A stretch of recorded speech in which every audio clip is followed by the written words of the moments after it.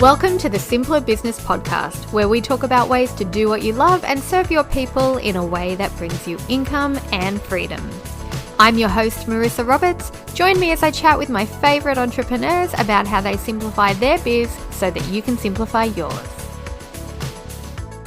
What is your approach to downtime and rest?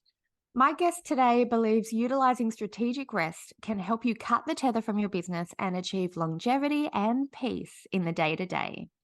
By removing yourself from the business, you can address structural changes to operations and lay a foundation to scale. Don't let yourself get to the point of forced medical sabbatical or being burnt out from your business. Take time out now and you'll see benefits in the long-term sustainability of your business and have more balance and enjoyment in your life. Alyson Caffrey is the wolf that helps streamline the back-end operations for digital and creative agencies. She's the founder of Operations Agency, the co-creator of the Operations Simplified Framework, and the best-selling author of The Sabbatical Method, How to Leverage Rest and Grow Your Business. She's also the host of the celebrated Growing Pains podcast. She and the team at Operations Agency are determined to help businesses thrive profitably, serve more clients, and create high-performing teams. Alyson, welcome. I'm so excited that you're here today. Marissa, I am so grateful that you invited me on the show. I am so happy to be here. Oh, this is such a big topic, I think, because a lot of our listeners are entrepreneurs in the first few years of their business. So they hit the ground running because they're passionate about what they do, and they leave, say, the corporate or the hospitality or the retail industry because they want more freedom in their life, right? And what do you think happens the first 6 months of starting your own business? You work longer hours than ever before. You work harder than ever before. And I can tell you from my original business, when I first left corporate 12 years ago, I burnt out in like 6 months. 6 months, because I was really trying to make it as fast as possible. And I didn't have any systems to support me. I didn't have processes. I didn't have methods to scale. I was winging it completely in the first few months of my business. And I know a lot of our listeners are kind of at that ground level now, and they're working their way through building their business. And I bet a lot of them are up at, midnight tapping away on the laptop while everyone else is asleep. Do you find that's kind of a common experience with your clients, that they all tend to jump in heavy? Yeah, absolutely. I mean, right. You have an industry expertise, you leave corporate, you leave, some other company, and you go out on your own, and then the boundaries don't exist. Yeah. And so you're your own boss, you are getting all of the results, you're answering the phones, you're sending the emails, and you start doing 9 or 10 different jobs. And instead of just doing the one that you were doing, right, in kind of the corporate setting or the traditional setting. And so I see a lot of folks who find that they're working 60, 80-hour weeks. Oftentimes, they're creeping into family time, they're creeping into sleep.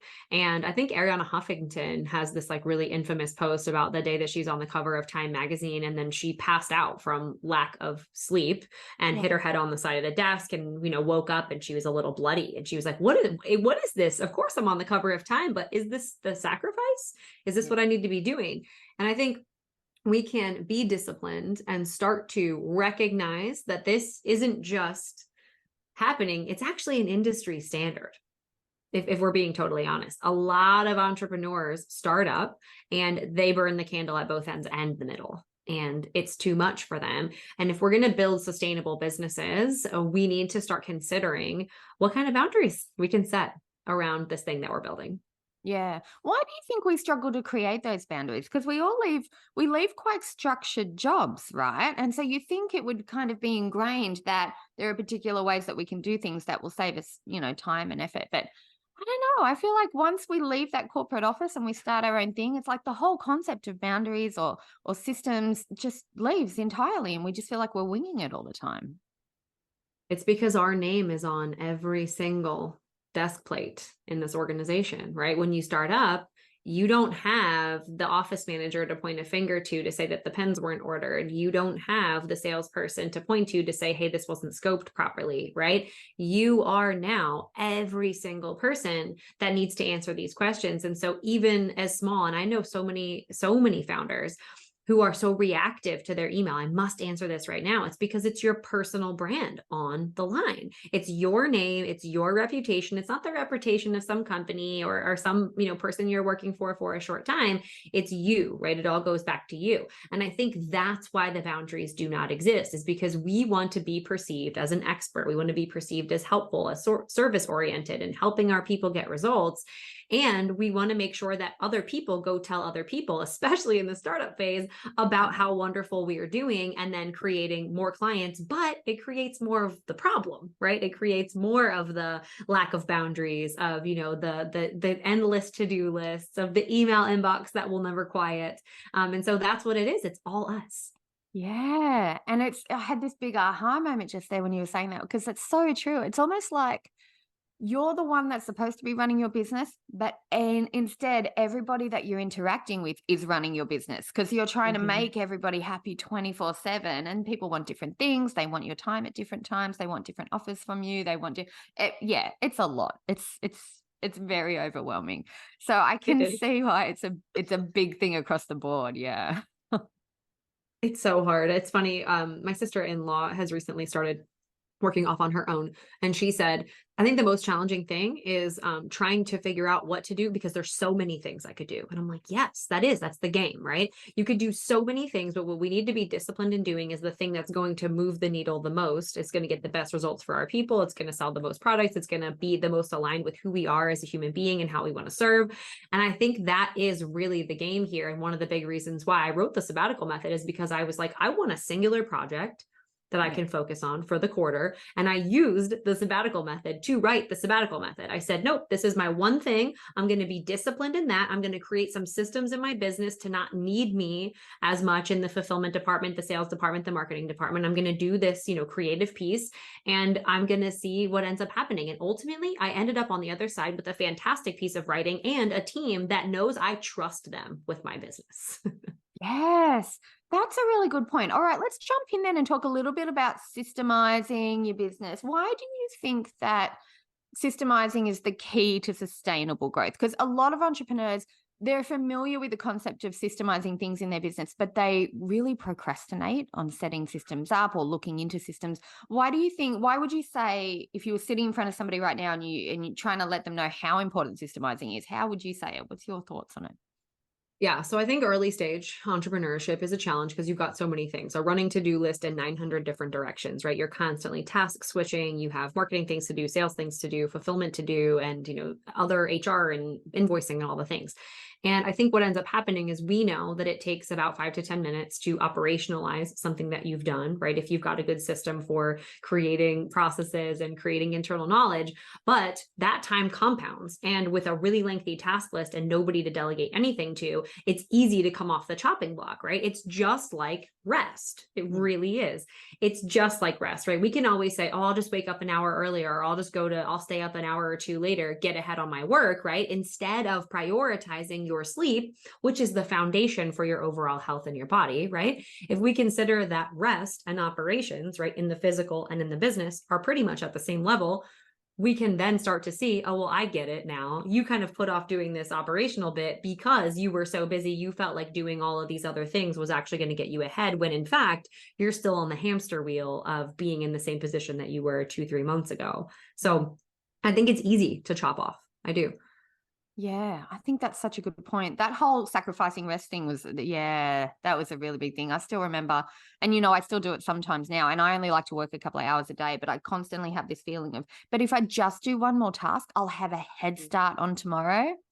There's never a head start. There's always more to do. I've just got a longer work day. So even though I think I've mastered the art of simplifying business, it still creeps in for me too. Like I don't think it ever goes away completely. It's a bit of a mindset thing. And I think having systems really supports you in being able to let go a little bit more. So yeah. So what do you think? Oh, sorry, you go. Oh, no, go for it. I was just going to say, what sort of systems do you think people kind of ignore? Like, what are the things that should be put in place that should be like the non-negotiables or the foundational systemizing of your business that people just kind of go, no, I'm too busy to create it, that would actually make their business and life a lot easier? Yeah, so there's a couple of things I'll mention. The first is, I think boundaries around your time, because just like we described early on in entrepreneurship, you're working 80 hours, right? Let's just say a week, and burning the candle at both ends. You're doing all the things. And what you've done unknowingly is you've created a business that needs 80 hours worth of time. So if you pull back, then suddenly revenue dips, results dip, right? Think balls start to get dropped. So what I try to do is there are going to be times to hustle through some specific projects, for example, right? I'm not saying that there isn't going to be some times where you're going to need to really pour a lot into the business. However, the standard of operating needs to be the amount of time that you are comfortable working in the business in the sweet spot that you currently operate in. And the reason that I want to do this is because it's very often that I'll meet with a founder and they'll say, oh yeah, I work 80 hours a week and I work 20 hours in sales and marketing. And for example, the founder's 20 hours in sales and marketing don't actually necessarily equate to an exact 20 hours of another human being. It might be two people to do the amount of things that that person is doing because they have the industry expertise. They can make all the budget decisions. They can establish all the throughputs and know exactly what they want without needing to learn any of the things. And so it ends up actually like 2xing sometimes. When you start to remove yourself from the business, you're going to need to be really patient and really diligent about understanding what your business actually does need from you, right? So whether that is you pulling away after working 80-hour weeks, whether that's trying to restaff one-to-one for your time, which doesn't typically work out very well for founders. So I think a staffing and a time assessing tool where we say, hey, listen, here's what I'm doing. Here's what I like. Here's what I don't. Here's what's moving the needle. That system is incredible. And it saved me so many times as a mom. I would go downstairs and be with my family and literally be like, why do I feel so overwhelmed? I would work a full week. I would work a full day. And I would realize that certain things within my day or within my week would be totally energetically just sucking the life out of me. And I had to have a system to assess that and systematically say, does this belong at operations agency? Do I need to even keep doing it? And if I absolutely do need to do this, can I find somebody who gets absolutely lit up like a Christmas tree to go and do this thing that I don't really like doing? And so that's the biggest, I think, first system to develop is a way to assess your time and then transfer it over to somebody else in terms of the task list. The second thing is really being disciplined, I think, about really just shutting the computer and being off when you're actually off. And so founders actually suffer from this so much because it's whether it's the perfectionist in us or the need to feel needed or whatever it is, we get pulled back in reluctantly way too often when we say we're going on a trip with our family or we're taking the weekend off. And creating a system to prepare for absences is going to save us so much. And colloquially speaking, it's like a contingency plan, right? You can be in a position where if for whatever reason, kid gets sick, you get a flat tire, you need to go and be with an elderly parent, something, extraordinary happens, you feel like you don't have to worry and have the task list and to-do list running in the back of your brain while you go and handle the things that you need to handle.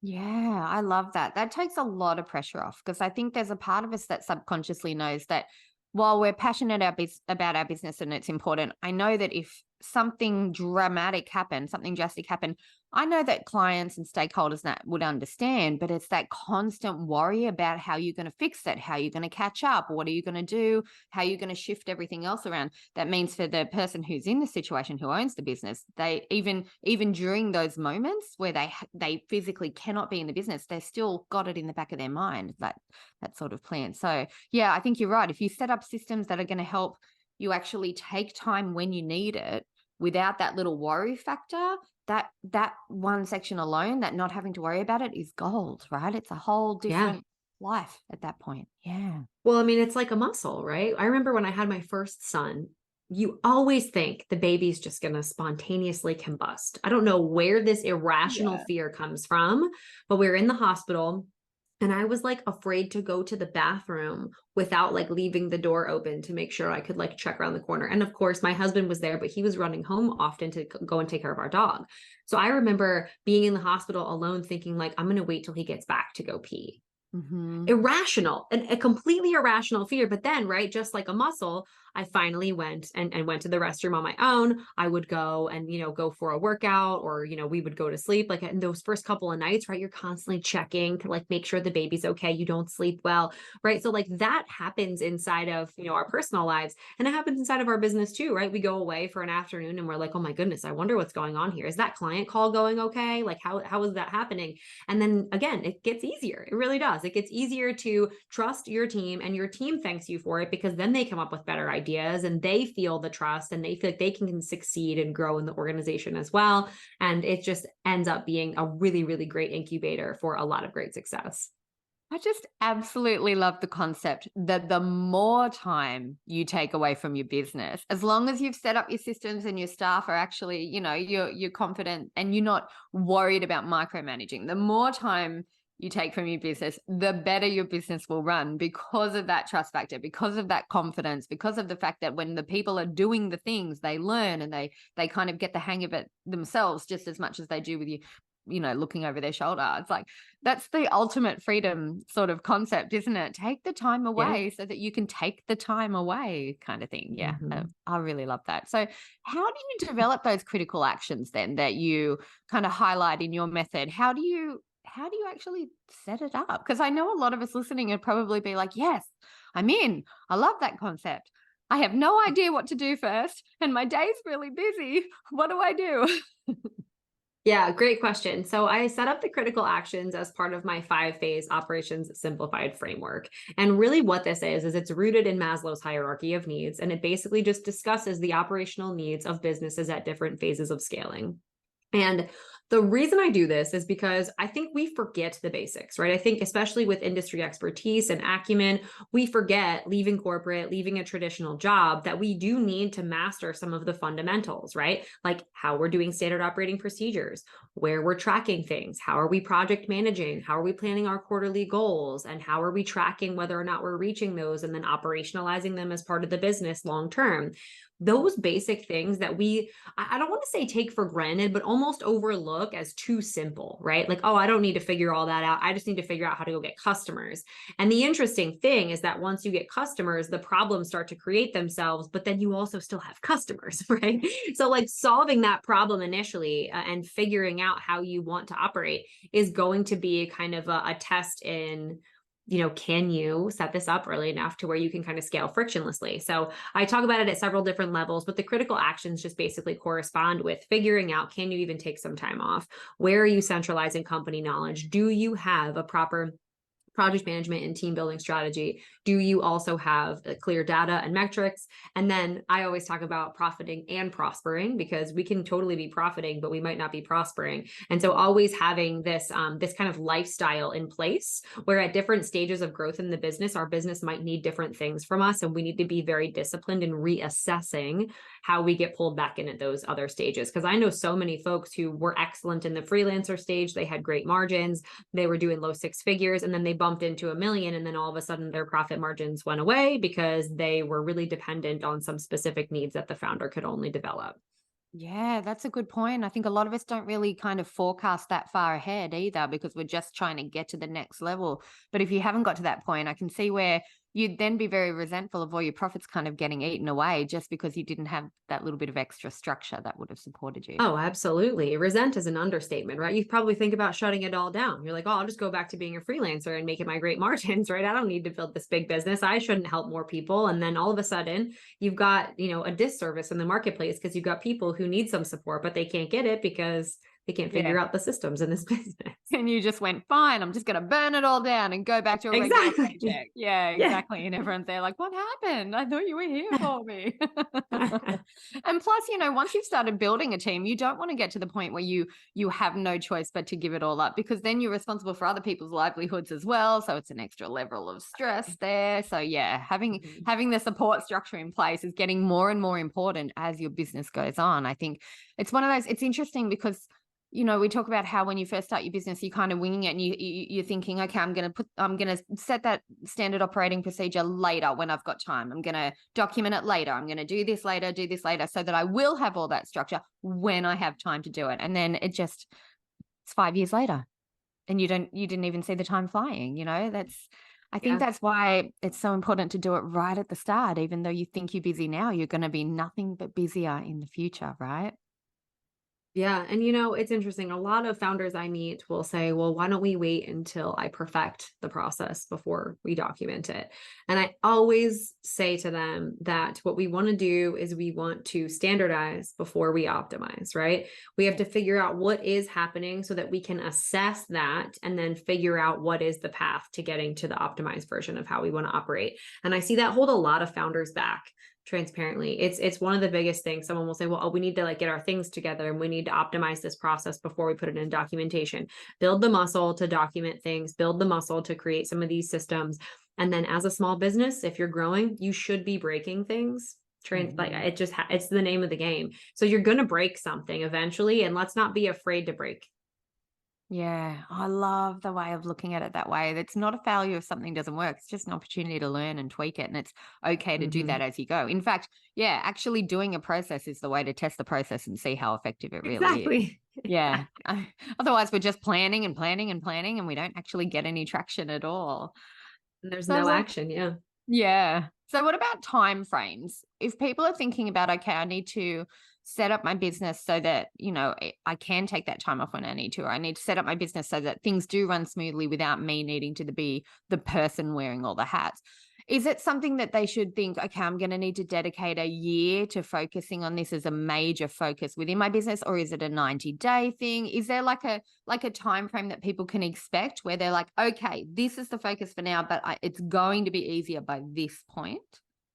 Yeah, the book focuses on a 90-day reset. So really what you can think about the sabbatical method kind of like is like hard 75, but for business operations and taking rest, right? So you can really create a hard reset. A lot of us know that we're overdue for rest. So it's one of the big reasons I wrote the book, is because I was like, look, take this, take 90 days, really focus on some of your systems, take some time away from the business and some of the current hustle that's going on behind the scenes, and then figure how you can weave it into the day-to-day operations or your lifestyle, right? Of how you're actually working inside of the business. But really the answer to the question that you asked is it depends. And I know that that's a terrible answer, but really if you're a smaller firm and you're just getting started out, 90 days will be more than enough time to get a lot of those core operating procedures in place.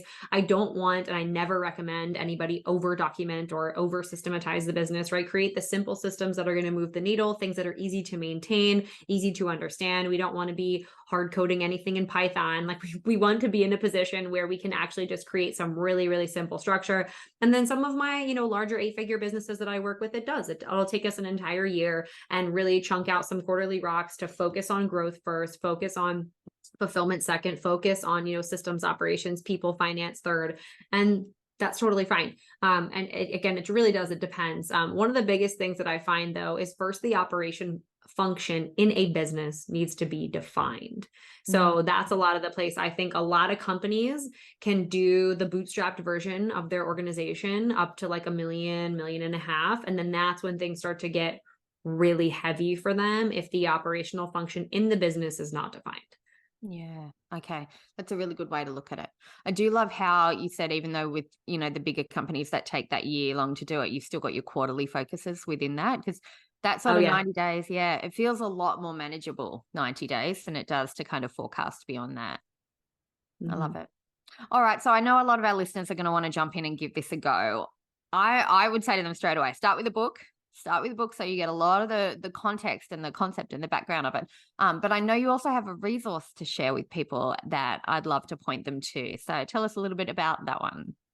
Yeah, absolutely. So alongside the book, because I am a very action-driven person, I launched a free toolkit. And so what it is it's the distillation of all of the critical actions at the end of every single chapter in the book with video instructions, worksheets, and templates if applicable.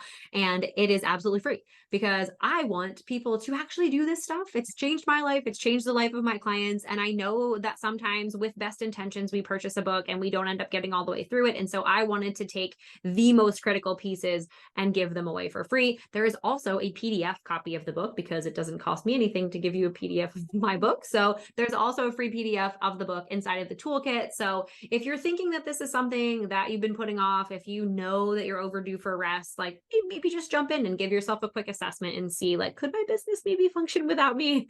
And then that's at least a good starting point. Oh my gosh, Alyson, I love that. I love that you've got the toolkit and the book combined so people can really hit the ground running and kind of learn and action as they go instead of having to sit down and read it and then at the end of it trying to figure out like, okay, I'm going to go back and decide my first step. That's such a good way to do it. I love it. Okay, I'm definitely getting it myself. I'll leave a link I'll totally send you a copy, Marissa. Oh, thanks. I'll make sure we've got a link in the show notes. So if you're listening, guys, and you want to get started, just head to the show notes, click on the link. You can start straight away.